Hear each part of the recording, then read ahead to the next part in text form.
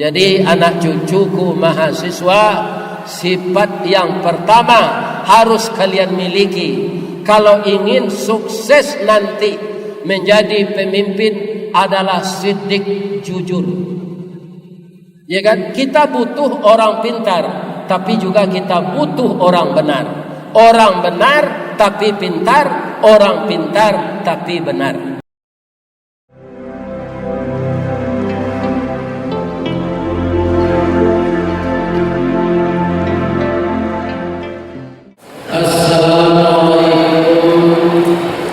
warahmatullahi wabarakatuh.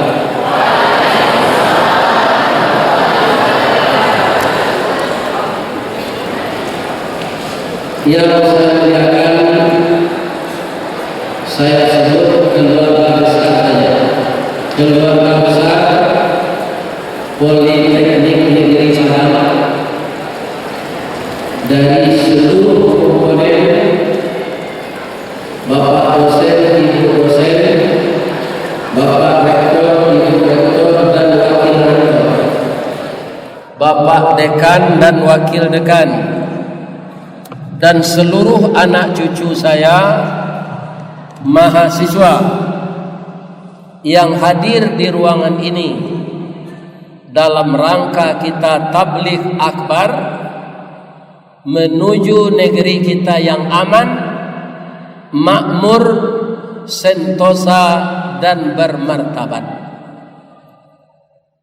Kita harus kembali kepada kitab yang telah dibawa oleh Rasulullah selama 22 tahun 2 bulan 22 hari, digenapkan menjadi 23 tahun. Dalam masa yang selama itu Nabi Muhammad dari 100 tokoh dunia yang dianggap sebagai pemimpin yang sukses, beliau diletakkan nomor 1. Dan kalau yang menyusun buku itu orang Islam, itu wajar saja. Menggigi gadang ke dalam, baragiah gadang kawa. Paga kampung dibela kampung, parang nagari dibela nagari, maka wajar saja. Tetapi yang menyusun buku ini, yang mengakui Nabi Muhammad itu berhasil sebagai tokoh yang sukses, diletakkan di nomor 1 adalah orang-orang yang tidak beragama Islam. Kaum muslimin, maka sebenarnya yang benar, orang sukses itu utama modalnya adalah siddiq, orang jujur, bukan orang IQ-nya tinggi. Nabi Muhammad itu dalam 23 tahun kaum muslimin berhasil merubah manusia dari jahiliyah menjadi Islamiyah. Itu tidak di kampung beliau saja, tapi merembes ke negara-negara lain. Kaum muslimin yang terhormat, maka kita harus kembali kepada ajaran Rasulullah. Bagaimana ayatnya yang kita lihat di dalam Al-Quran? Pertama, wa ma Muhammadun illa rasulun qad khalat min qablihi rusul. Tidaklah Muhammad itu kecuali dia seorang rasul dan sudah berlalu rasul-rasul sebelumnya. Apabila dia meninggal, afa immata au qutilan qalabtum, atau terbunuh, apakah kamu akan lari ke belakang meninggalkan ajarannya? Dan siapa yang lari berbalik ke belakang meninggalkan ajaran Rasulullah, falayyadurrallaha syai'a, tidak akan mendatangkan mudarat kepada Allah sedikit pun juga. Maka orang yang meninggalkan ajaran Rasul, walaupun dia cerdas, walaupun IQ-nya tinggi, walaupun dia sekolah di sekolah favorit, maka banyak yang terjadi. Ada dosen melakukan pelecehan. Kenapa bisa ini terjadi? karena yang di dalam hati itu tidak diperbaiki. Maka orang banyak memperbaiki fisik, membangun tubuh, tapi tidak membangun jiwa. Kata Rasulullah, siapa yang melakukan itu tidak akan mendatangkan mudarat kepada Allah. Jadi anak cucuku mahasiswa, sifat yang pertama harus kalian miliki kalau ingin sukses nanti menjadi pemimpin adalah siddiq, jujur. Ya kan? Kita butuh orang pintar, tapi juga kita butuh orang benar. Orang benar tapi pintar, orang pintar tapi benar. Istilah orang gaya ambo dulu bapak-bapak ibu-ibu. Kalau orang maliang nak sekolah, itu nyo keluar malam nyo pakai baju hitam, sebo hitam, celana hitam. Itu nyo maliang ayam. Tapi kalau orang maliang berpendidikan tinggi, maliang siang hari, kemeja nyo pakai dasi, namanya korupsi. Sudah beberapa lama ini bergentayangan di negeri kita ini. Jadi tidak benar orang yang sukses itu orang yang IQ-nya tinggi, tetapi yang sukses adalah orang yang siddiq. Inilah sifat yang dibawa oleh Rasulullah sallallahu alaihi wasallam, makanya beliau berhasil. Ditambah lagi kalau kita tidak mendalami ajaran Islam, dunia saja ini yang kita kejar dengan menambah sekolah pendidikan, dan satu pun pertanyaan malaikat dikubur tidak ada itu kan. Pertanyaan malaikat itu man rabbuka, siapa Tuhanmu? Man nabiyuka, siapa nabimu? Man imamuka, siapa imammu? Tidak ada ditanya nanti man titeluka, apa titel engkau, sampai berapa pendidikan engkau. Tak ada ditanya itu. Sedangkan orang yang dekat dengan kita, salah pihak sekatiduran, sabanta sekalang ulu, bak tiwang je pungguang kabau, tampak cik, tampak baduo. Siapa itu? Itu istri kita. Kalau ibu-ibu, suami kita.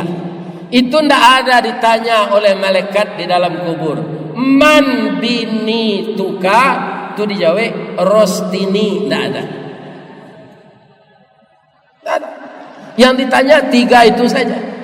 Maka rugilah orang yang ilmu dunianya bermanfaat untuk manusia lain, tapi dia kafir kepada Allah, maka dia tidak dapat pahala.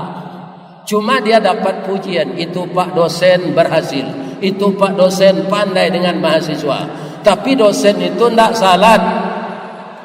Dosen itu melakukan pelecehan kepada mahasiswinya. Kaum muslimin yang terhormat, itu orang yang sangat rugi. Dan kalau penyakit ini tidak berubah sampai dia meninggal, boleh Bapak lihat nanti orang yang membiasakan pekerjaan buruk, maka ketika malaikat maut datang, kebiasaan buruk itulah yang timbul. Ada orang pakwa Pak. Jadi salat indah, puasa indah, pakwa, pampok. Tidak pernah tobat. Ketika dia sakit, ternyata sakit tidak membunuh, penyakit tidak mematikan, tapi ajanan sampai.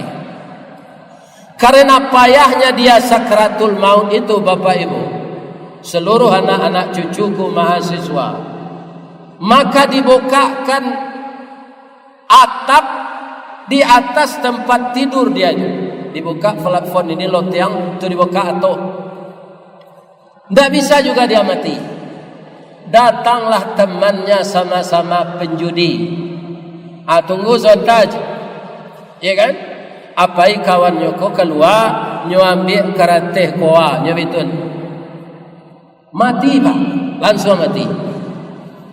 Jadi kebiasaan-kebiasaan buruk walaupun dilakukan oleh orang yang tinggi ilmunya, tapi kebiasaan buruk ini yang dilakukannya dalam hidup, tidak takut kepada Allah, maka kebiasaan buruk itulah yang muncul ketika malaikat maut datang.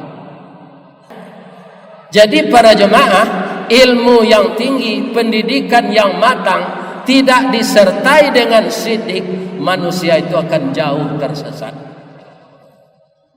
Ya kan? Lebih-lebih lagi ada pula dosen masuk ke kampus ini, Pak, dosen liberal. Mudah-mudahan di Politeknik tidak ada.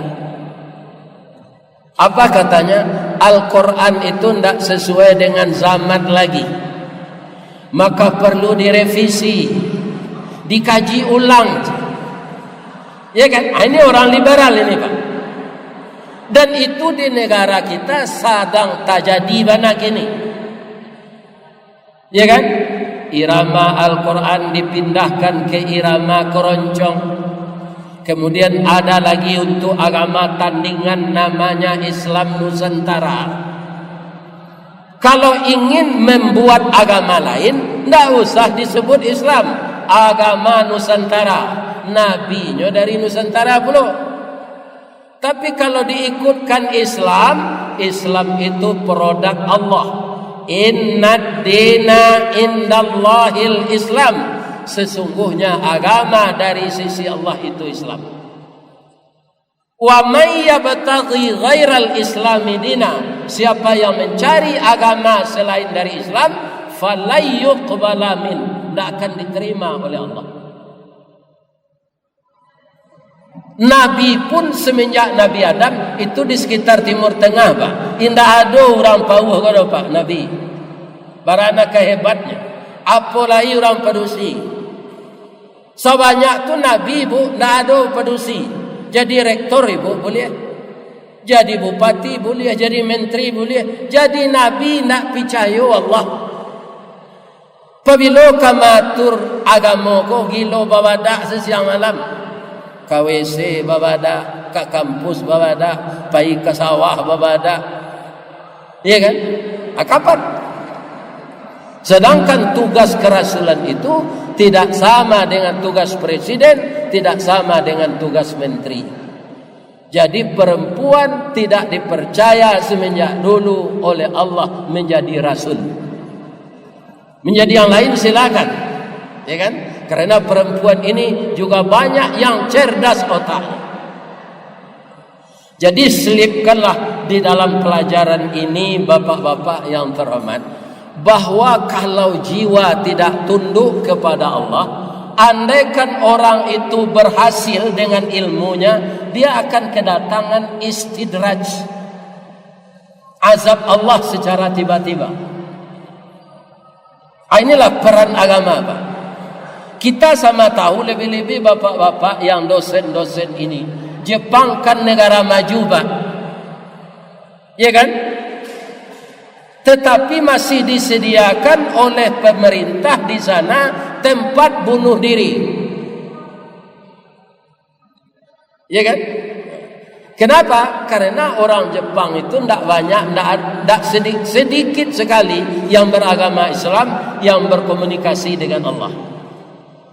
Maka orang seperti itu, Bapak Ibu, anak-anak cucuku mahasiswa, kalau mereka berhasil, mereka menyangka itu kepintaran mereka semata.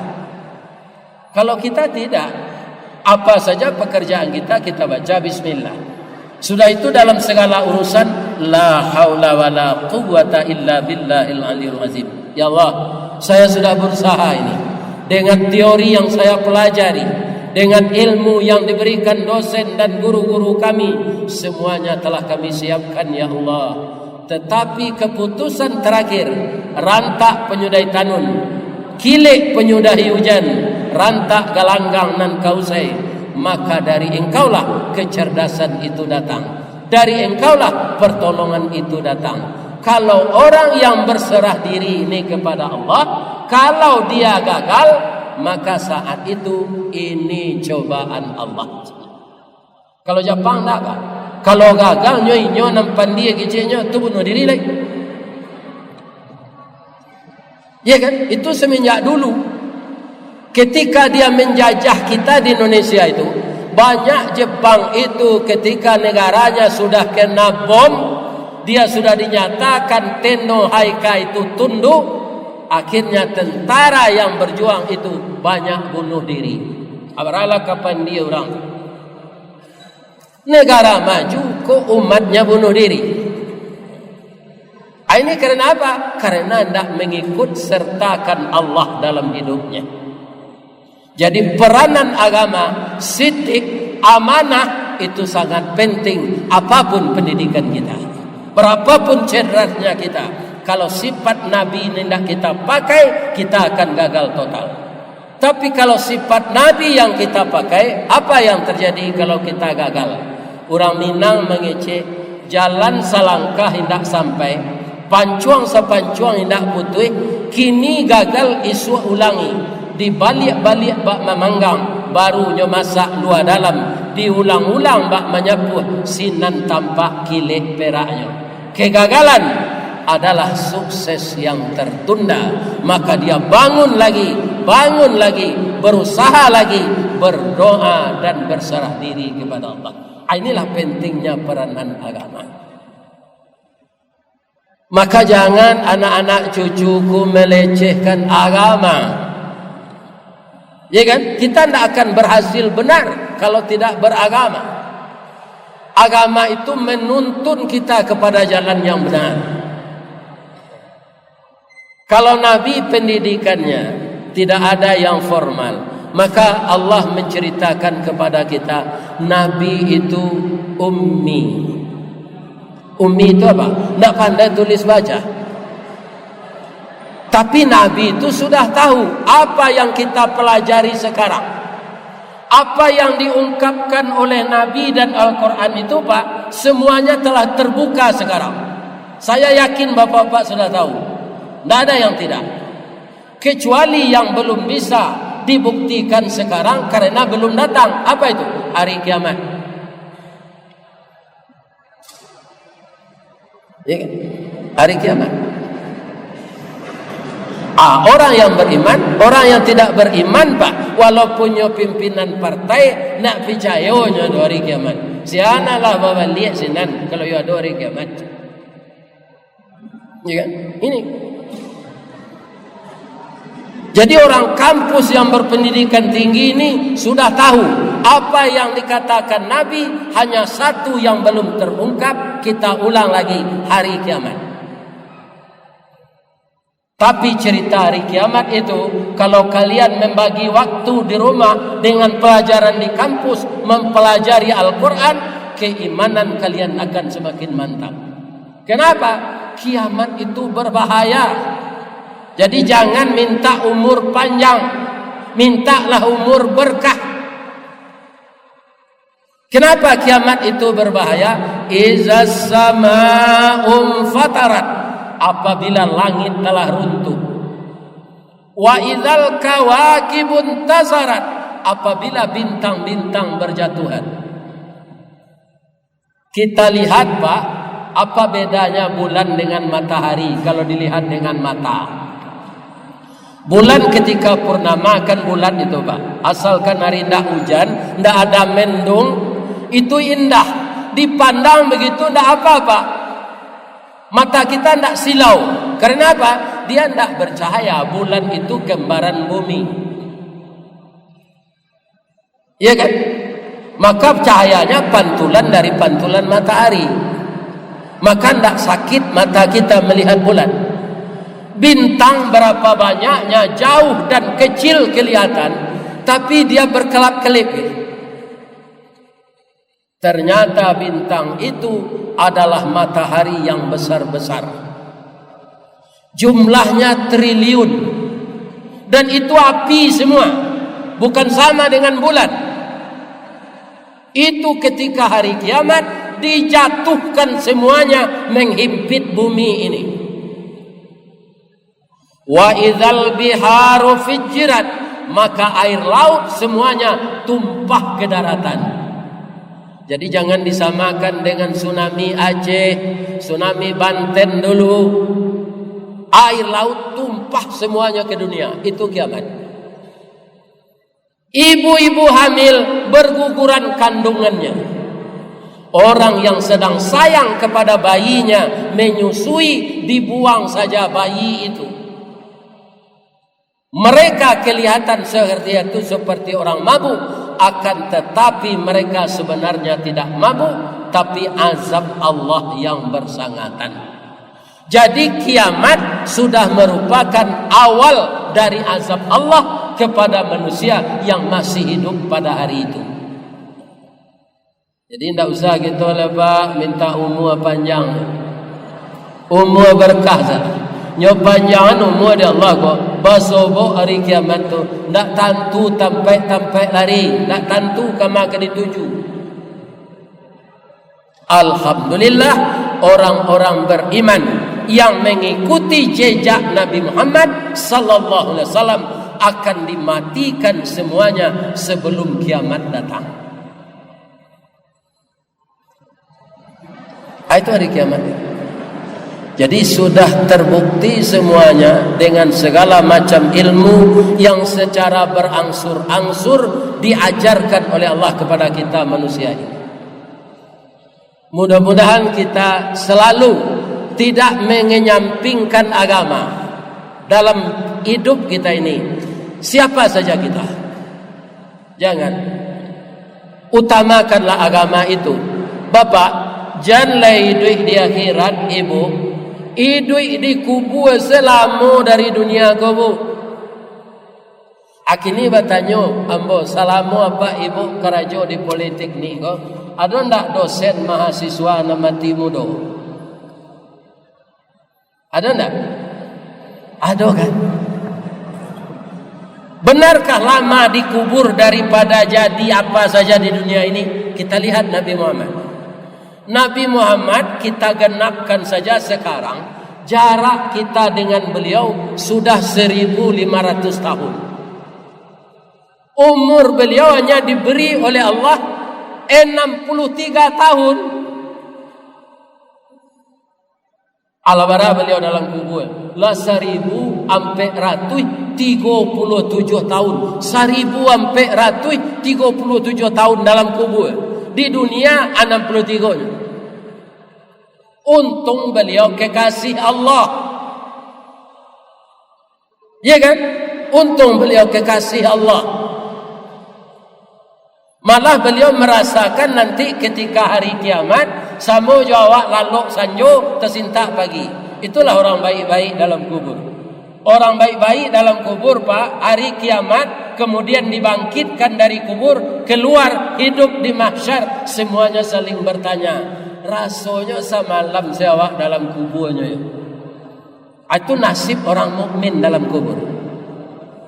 Kalaulah 1437 tahun dalam kubur mereka itu engkar kepada Allah, 1437 tahun dikarate dek malaikat mungkar nangkir siang malam.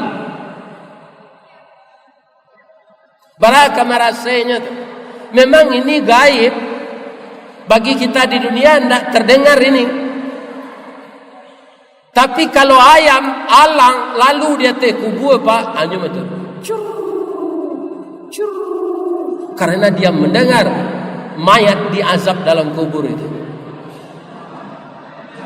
Jadi supaya kita ingat, saya mengingat bahwa hidup di dunia lebih pendek dari hidup di kubur. Apalagi di mahsyar nanti. Mudah-mudahan Allah Subhanahu wa taala, kita tidak dilarang menuntut ilmu setinggi langit. Malah Allah dalam surat Ar-Rahman mengatakan, ya ma'syaral jinni wal ins, wahai jamaah jin dan manusia, in istata'tum an tanfuzu min aqtaris samawati wal ard famfuzu la tanfuzuna illa bisultan. Wahai jamaah jin dan manusia, jika engkau punya kemampuan, engkau tembuslah langit dan bumi setinggi-tingginya untuk mencari sesuatu yang engkau inginkan. Fanfuzu, harungilah langit dan bumi itu, tapi engkau tidak akan bisa mengarungi kecuali dengan ilmu pengetahuan. Ayat Al-Quran tidak melarang kita menambah ilmu. Hadis Nabi mengatakan tuntutlah ilmu dari ayunan sampai ke liang kubur. Begitu menuntut ilmu itu. Tapi ilmu yang akan menyelamatkan kita nanti di muka pengadilan Allah adalah ilmu agama yang kita amalkan sebaik-baiknya. Untuk itu mari kita doa bersama, semoga acara ini diberkahi Allah. Na'udzubillahi minasyaitonir rajim. Bismillahirrahmanirrahim. Alhamdulillahi rabbil alamin. Wal aqibatu lil muttaqin. Wassalatu wassalamu ala asyrafil mursalin wa ala alihi wa sahbihi ajmain. Allahumma ya hayy ya qayyum ya badi'us samawati wal ard ya malikal mulki ya zal jalali wal ikram. Allahumma salli ala Muhammad wa ala ali Muhammad kama sallaita ala Ibrahim wa ala ali Ibrahim innaka Hamidum Majid. Assalamu alayka ya Rasulullah. Assalamu alayka ya Habiballah. Assalamu alayka ya khaira khalqillah. Ya Allah yang Maha Agung, pada pagi menjelang siang ini kami keluarga besar Politeknik Negeri Padang ya Allah melakukan pertemuan silaturahmi antara pengajar dan mahasiswa dalam rangka Dies Natalis ya Allah. Untuk itu berkahilah ya Allah segala acara yang telah kami gelar ini. Kami hanya mencari redha dan berkah-Mu ya Allah. Kami mohon jadikanlah mahasiswa-mahasiswi kami ini menjadi mahasiswa yang berhasil guna dan berdaya guna untuk negara, bangsa dan agama kami ya Allah. Bangunlah akhlaknya, akhlak yang mulia ya Allah. Jadikanlah dia terhindar dari mungkarat dan maksiat ya Allah.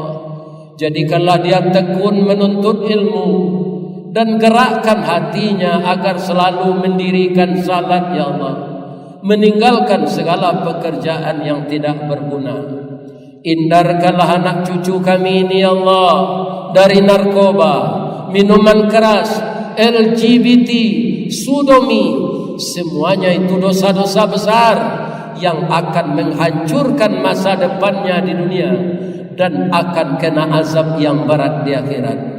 Untuk itu ya Allah, tiupkanlah angin petunjuk ke dalam hati kami semua ya Allah, agar selalu langkah kami menempuh jalan yang lurus, jalan yang Engkau ridai dari dunia sampai ke akhirat.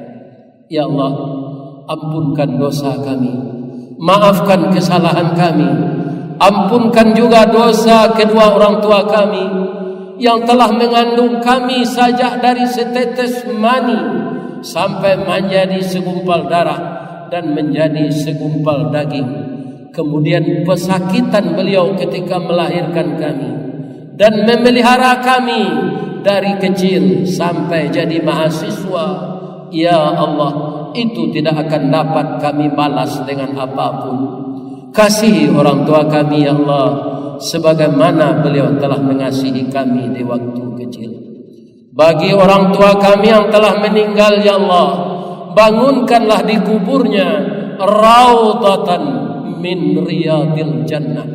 Bagi orang tua kami yang masih hidup ya Allah, jadikanlah hidup beliau dalam ketaatan, jadikanlah kematian beliau nanti mati dalam beriman ya Allah. Sehatkan fisik dan mental beliau, jadikanlah beliau panutan bagi kami anak-anak beliau. Ya Allah, sehatkan juga dosen-dosen kami, tenaga-tenaga pengajar kami. Berikanlah kepada beliau ya Allah penambahan ilmu untuk ditumbuh kembangkan kepada mahasiswa dan mahasiswi beliau. Jadikanlah negara kami negara yang aman. Jadikanlah negeri kami negeri yang tentram. Jadikanlah bangsa kami bangsa yang bersatu. Jauhkan kami dari perpecahan dan permusuhan. Rabbana zalamna anfusana wa illam taghfir lana wa tarhamna lanakunanna minal khasirin. Rabbana atina fid dunya hasanah wa fil akhirati hasanah wa qina azabannar. Subhana rabbika rabbil izzati amma yasifun wa salamun alal mursalin walhamdulillahi rabbil alamin. Bapak Ibu, saya tutup dengan pantun. Di ma jalan ka Batu Busuk, kasinan jalan Kotolua, di balakang batang Kuranji, tasabui ayahnya danya. Di ma jako pintu ambo ka masuk, sinan lo ambo ka keluar, lapeh lah ambo juati nan suci jumuko nan jania. Selamat kami nan bayi, selamat bapak ibu dan anak cucuku yang tinggal, selamat menuntut ilmu, moga-moga kalian diredai oleh Allah. Billahi taufiq wal hidayah. Wassalamualaikum warahmatullahi wabarakatuh.